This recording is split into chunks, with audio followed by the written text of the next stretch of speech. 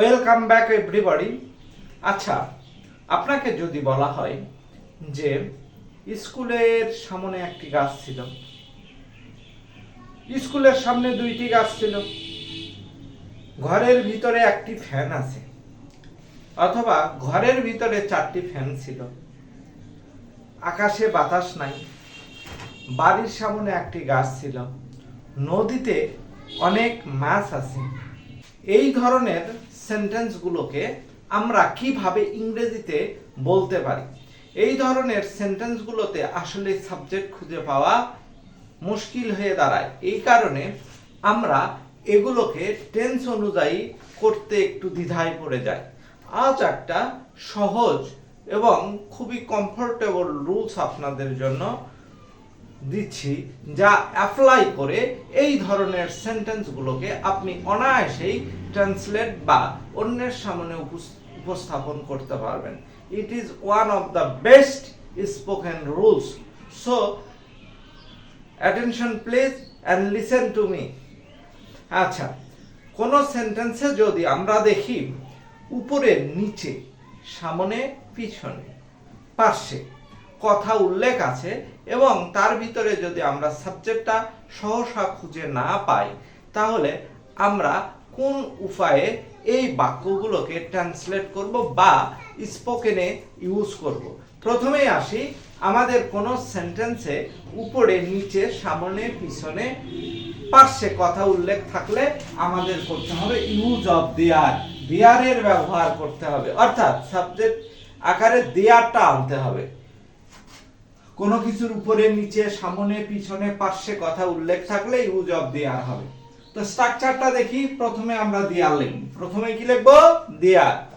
তারপর is are are, is are was were, কি আছে, তারপরে কি আছে, কোথায় আছে।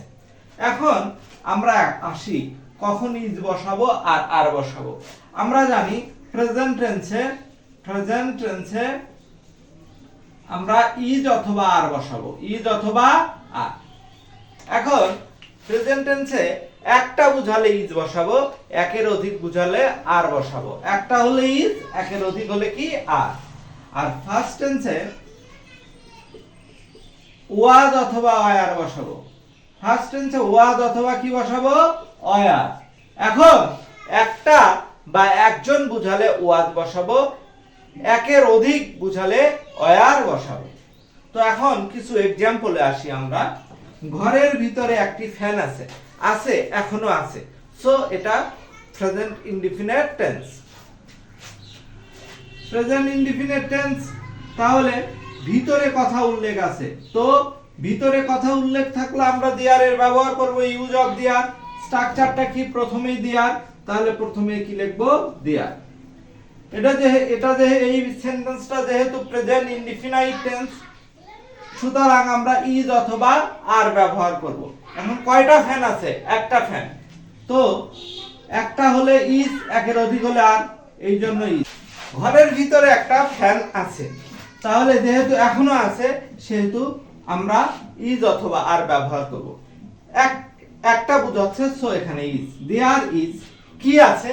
কি আছে? এ ফ্যান, একটা ফ্যান। এ ফ্যান, একটা ফ্যান। কোথায় আছে? ঘরের ভিতরে। আমরা জানি ভিতরে ইংরেজি হলো in, in the room, in the room.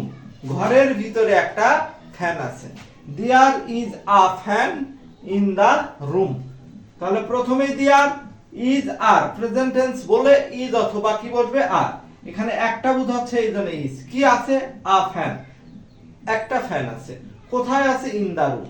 আচ্ছা, আমরা জানি উপরকে আমরা কি দ্বারা প্রকাশ করি? অন। নিচে under, under.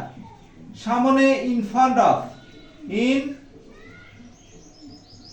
In front of. পিছনে বিহাইন্ড, বিহাইন্ড। পাশে বিসাইড।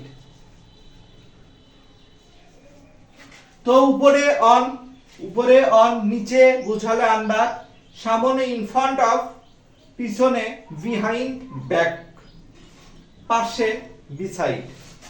স্কুলের সামনে একটি গাছ ছিল, ছিল অর্থ আগে ছিল, এখন আর নয়, তাহলে এখন আর নেই, আগে ছিল, সুতরাং এটা ফার্স্ট টেন্স বা first indefinite tense. First indefinite tense হলে কি ব্যবহার করব? ওয়াজ ওয়্যার, এই যে সামনে কথা আছে, তাহলে প্রথমেই হবে দেয়ার, ছিল, যেহেতু পাস্ট টেন্স সেহেতু ওয়াজ ওয়্যার, কয়টা ছিল? একটা, এই জন্য বলবো ওয়াজ। দেয়ার ওয়াজ কি, দেয়ার ওয়াজ, তারপরে কি ছিল বা কি আছে? কি ছিল? একটি গাছ ছিল, আ ট্রি, একটা গাছ ছিল। কোথায় ছিল? সামনে, ইন ফ্রন্ট অফ,